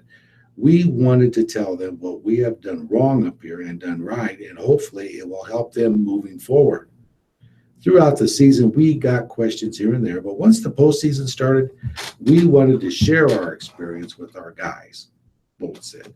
We've been close the last couple of years, but once we got to Omaha, we said, here's what to expect. Here's how the days will be. So we've tried to get them in the mindset of playing up here through our backgrounds. The Aggies dropped their opening game Sunday to Louisville, 8-4. The 0-1 hole is familiar to Bolt and Seeley. The Huskers dropped their first game in both the 0-1 and 0-2 seasons, so the duo has turned it into a teaching lesson. It's a one-game tournament now, and we know that every team here is a great team, so we've told them just to minimize mistakes, and we feel good about our chances, Seeley added. When Tuesday comes around, it's a do-or-die game, but we can't make it more than it is. If you squeeze it too tight, you're setting yourself up for failure. Now, the Aggies play today at 2 p.m. Thanks. Here's a little story about Nebraska football. Garrett Nelson on Friday had what any high school athlete in Nebraska would consider a fantastic day. The 6'3", 235-pound Scottsbluff Jr. first received nearly simultaneous offers from South Dakota and South Dakota State on Friday afternoon after Nebraska's big man camp.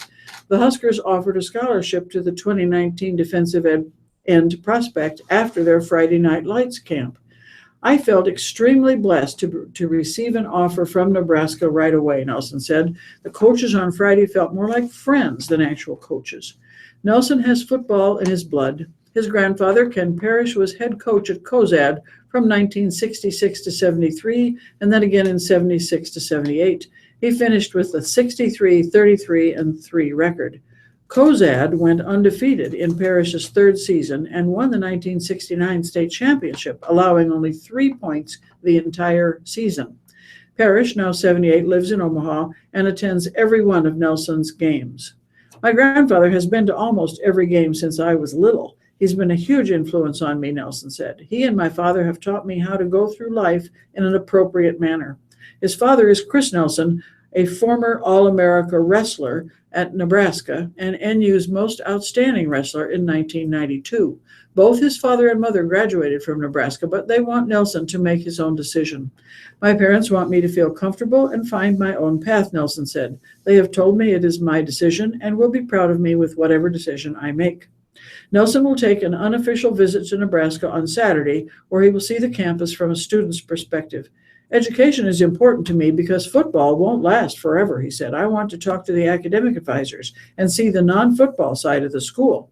It's clear that Nelson wouldn't mind wearing red someday. I love Nebraska. I love the fans, he said. They have the greatest fans in college football. Nelson has seen the football side of schools this spring. Along with Nebraska, he camped at Texas, Wyoming, and Wisconsin. He attended the Rivals camp in St. Louis. I don't have anything planned after Nebraska this weekend, he said. I'm ready to get back with my teammates and coaches. Our goal is to win a state championship. Nelson describes himself as a hard worker with a high motor. I will never give up on my team, coaches, fans, or a play, he said.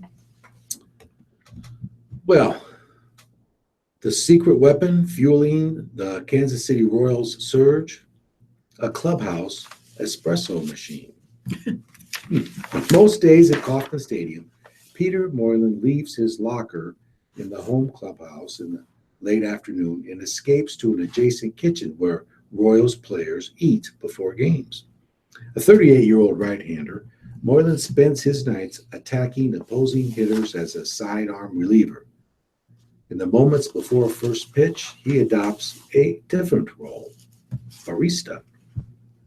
Using a Breville espresso machine, a slick metal contraption he purchased on Amazon for $599, and a bag of Lavazza Super Crema whole bean espresso, Moylan doles out cups of his specialty, the Sluggiato, fine, creamy espresso blended with chocolate milk and served on ice. A native of Australia with an affinity for premium coffee, Moylan ordered the machine back in April. In the weeks after it arrived, as the Royals climbed back into the race in the American League Central, the drink took the clubhouse by storm. On Sunday, the latest step forward came in the form of a 7-3 victory over the Los Angeles Angels here at Angel Stadium. Inside the visitors' clubhouse was proof of the obsession. A baseball team was suddenly hooked on espresso. It's a little bit of a secret weapon, said Whit Merrifield, the Royals' starting second baseman. Merrifield had his first cup of Moylan's espresso on May 13th, the first day of a 19-game hitting streak. Left fielder Alex Gordon finally gave in to Moylan's prodding in early June, sampling his first taste.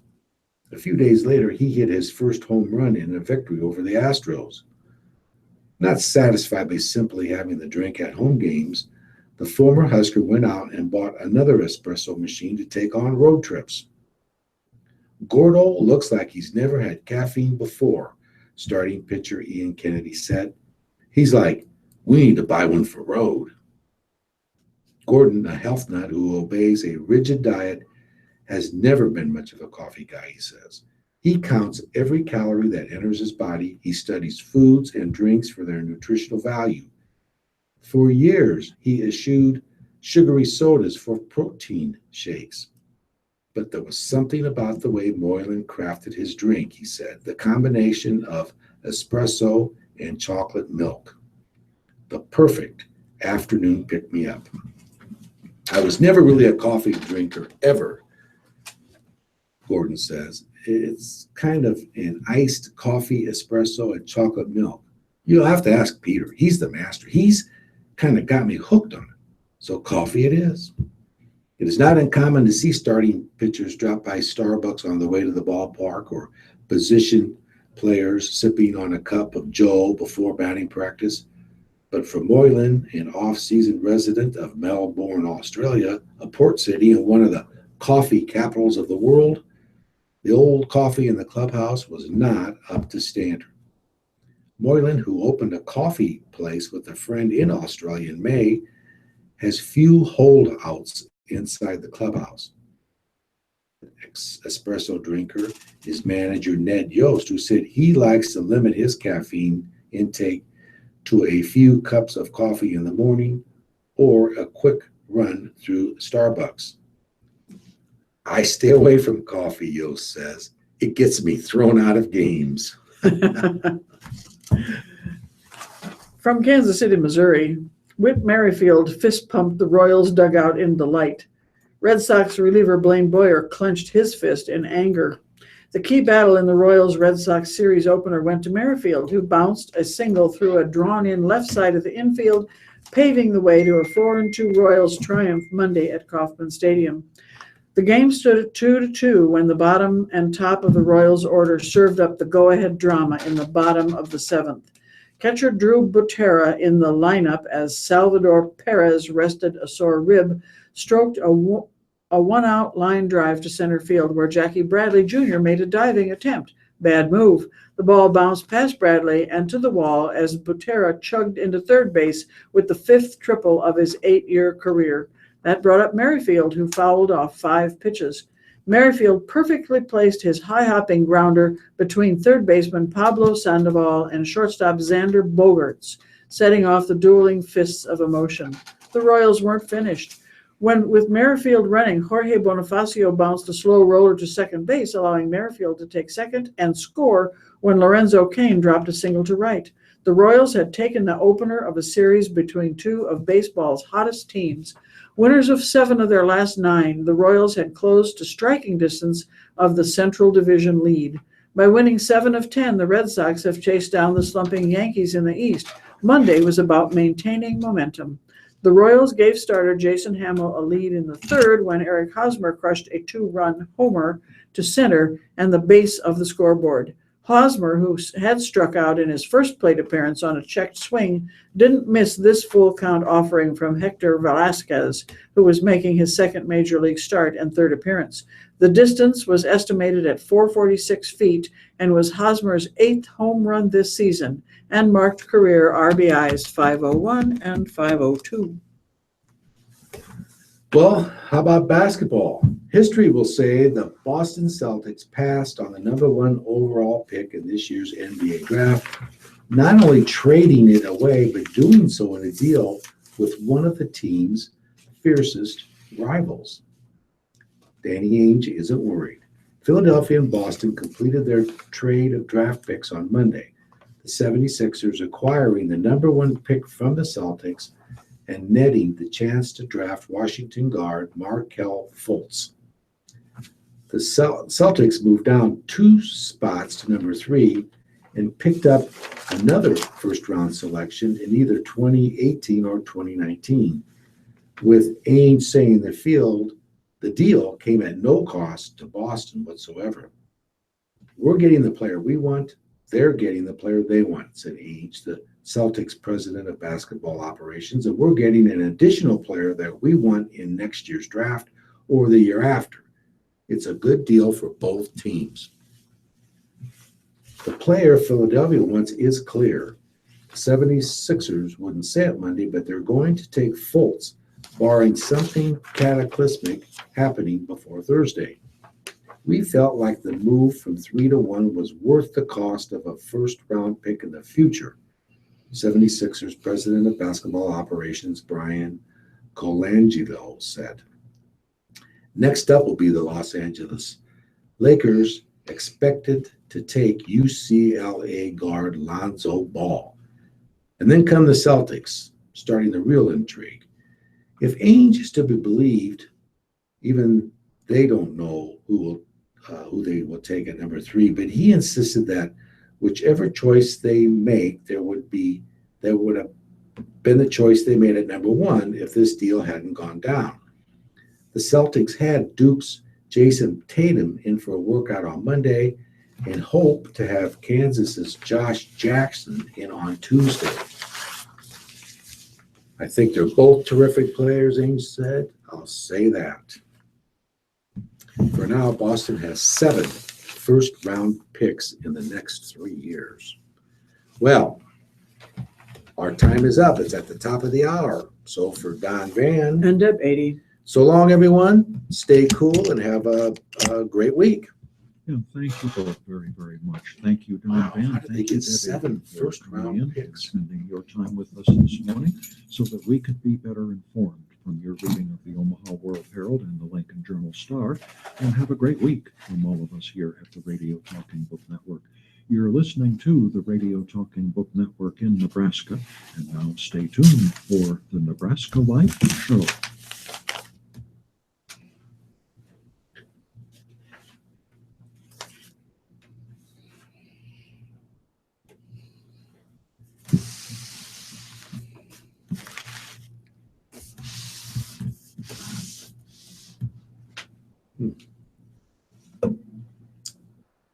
You're a popular guy today. Yeah. Well, some of them were. One was from the Red Cross saying, "Thanks for playing this." I didn't get to do it because they sometimes. Well, it's happened to me like 3 times. I think maybe, just 3 times. The needle gets in there and it doesn't. That happened the last time I went to give double red. They started, and then they can't. Did it start to It started. swell up? Well, it stopped flowing. It did flow for a little while, and then they were wiggling it all around. I'm trying to reposition it. And I had the last time it happened, it was over on this arm, and it got out huge. They pull that thing out. You know, the technicians need more training. Well, I don't know if I had moved or if they just, but I'm gonna ask them next time, so why don't you just like tape it down a little bit? Because when you move a little bit, you like just move it. Don't they enough. tape it? They tape, they have No, always not taped to mine. the- Oh, well, I just sit there holding. oh, I mean, I'm on a laying down. Yeah. They don't put a tape over the needle? Yeah, but I mean the whole arm. Oh, the whole arm. Around. Well, because they Yeah. want to know if something bad is happening in there. Well, they can still see it. All I'm saying is that I wouldn't cause it. Oh, right, by moving. I might have moved a little bit, I don't think but that's I bad. didn't move a lot, I can tell you that. Are you giving up on finding anybody else?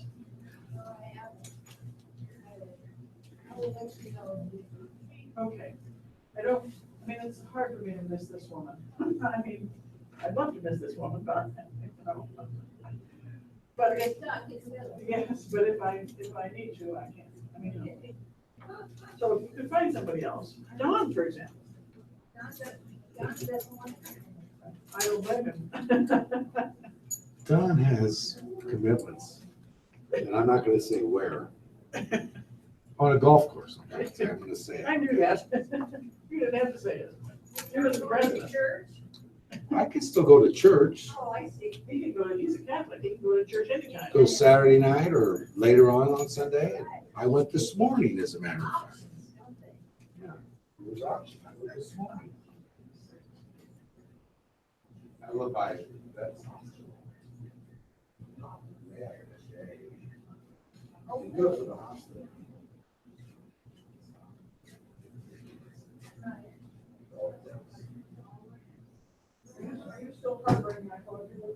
Well, I'm gonna go. You guys have a good week. Okay, thanks, Don. Bye, Don. I just, I'll go wash this stuff out. I'll do myself right here. all right.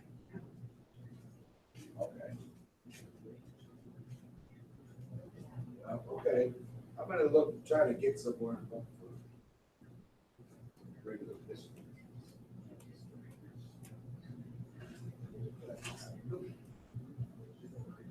I look.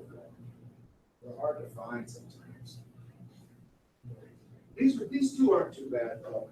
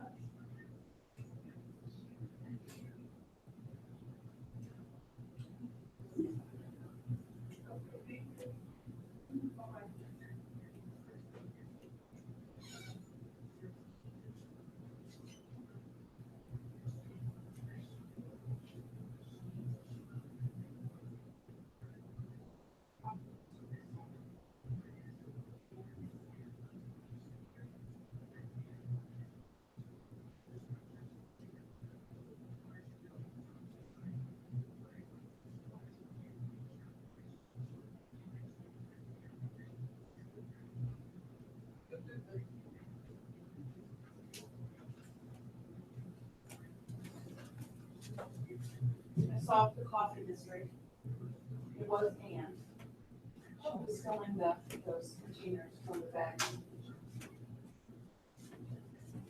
She thought she left it out. I said, we probably did. I said, I'm glad we lost it. I was not coffee. Yes. So That really, I don't have a thing, it's like a tank. I didn't either. I didn't either. And so, yeah. Good, I'm glad to hear. Look at this well-trained volunteer. Did you wash your cup and everything? Oh, you can keep coming back. Thanks. Can we double your hours? She's trying. Water. You look like you feel better. I hope it. Yeah, I know how that is. You found coffee, I heard you say? Yes, Ann was filling the containers on the weekends. Oh. So. The blue containers. Yes. Because we had a couple of bags in the kitchen. And she said, yeah, she's been filling on the weekends when she works in Mexico. So we just never, noticed it until we went to get a bag. And there wasn't any. Yeah, So those are full or not? well, those are empty. Oh, just said she's ready. Yes. I know. So, and Ann was going to buy coffee on Sunday when we went shopping.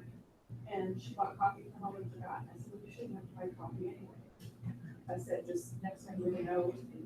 We're so far ahead, we're so long. We were, yeah, Ralph brought those bags in at Christmas time. So we haven't had to buy coffee for a long time. So I'm making Costco buy.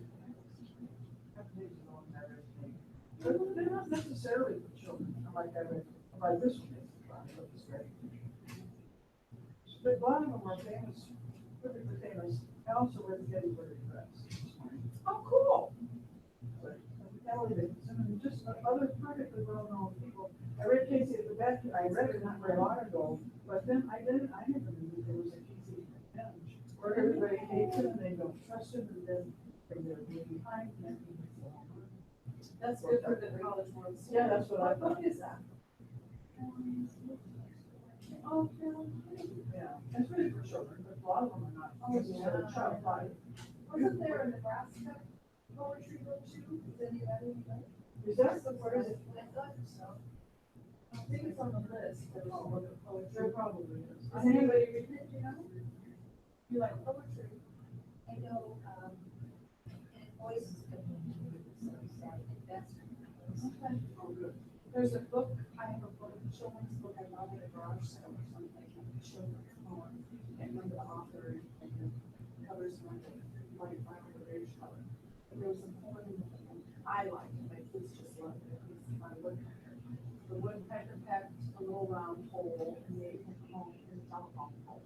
And it goes on like that. And it was just a good rhyming one, and the kids loved it. And I still have it because that's the only thing I've not gotten rid of is my books, my kids' books. Oh, yeah. Everything else I get rid of. I have, Yeah. of course, my daughter won't let me get rid of anything. Anything at all. Dust, well, yes, I can do it with things. But like I have an old ironing board. I bought myself a new, better one. And she said, where's the other one? I said, it's still in the iron closet, but I haven't done anything with it yet. I thought I'd donate it. Nope. She said, that's the ironing board of my child. I said, So is she just gonna move into your Problem home here- at some the point? problem here is that it's also the ironing board of my child. I didn't have a long time ago. No, No, okay. not that old. Because I Yeah, no, and so, but yeah, eventually she probably will actually inherit that house. just move in. Yeah.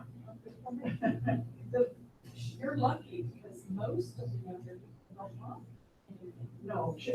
I said, you know what, I have the Hamlin that my great grandmother and her daughter, my great aunt had, which were, they're the same pattern. So it's a gigantic, you could have a dinner party for, it's huge, it's got covered tureen and just, and it's pretty. It's got gold rim and also you can't find it with an additional shorts now. And I said, no one ever, she said, of course I want it. You just have one daughter. Away from California. Oh, I think someday she will, sure. She hates California. She likes her work. I mean, she wants to be a theater, but you can't live on it. And she first, I don't know if they're ever gonna have a baby. I asked her the other day, she's 37. I said, have you given up on having a baby? She said, oh, no. And she was asking me, how old is grandma? My mother was a day shy of 40 when she had my baby brother. My grandmother was 42, she had my mother. So I think she still thinks it's possible, but anyway, and she said, if I ever have a baby, I will not bring her up in California. Oh, So, so she's in theater? Yeah. We have a good theater.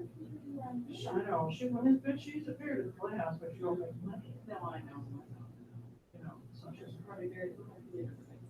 here. But we still have good theater. We do have excellent. Excellent theater, really, community of our size. Oh, it's amazing. And in the Midwest. Yeah, I know, yeah, I thought it was amazing. yeah, We have some wonderful. yeah, really good stuff. We took my step-grandson, just East Camp, to see Beauty and the Beast at the Playhouse. It was his first show on Saturday. Yeah, I got raised. He was pretty good, and it was very well done.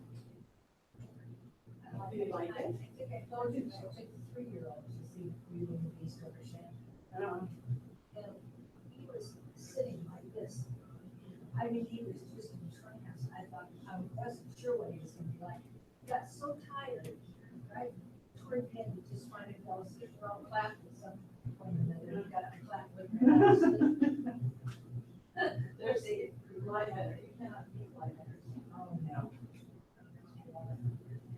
All right, if you can't find anybody for Sunday, give me a call. You know, I have to give that woman notice, but I wouldn't have to tell her until probably Thursday, so. Call you Thursday.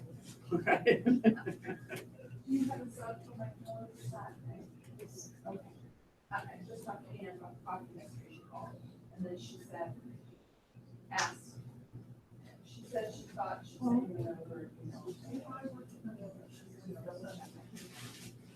My philosophy is I would rather have someone remind me 3 times than not remind me at all and have me miss something. Are you feeling all right? Oh, I go home and I you look like somebody else that day. But you look how I feel. well, no, I just kind of stuck to the left. Thanks. So, and it's not alive, I'll tell you that. Well, I'm sorry that you feel like that at work, because at your age, you should be able to just play and nap. Play and nap. Do what you want and Sounds nap. like, you know. Yeah. Work that out for me, let me know. I win the lottery. Would that be nice? Oh, man, it would be. Oh, that would be Yeah, it would. perfection. Or progress. Progress. And I always think I'm going to lottery, bring you talk to my family. Same here, same here.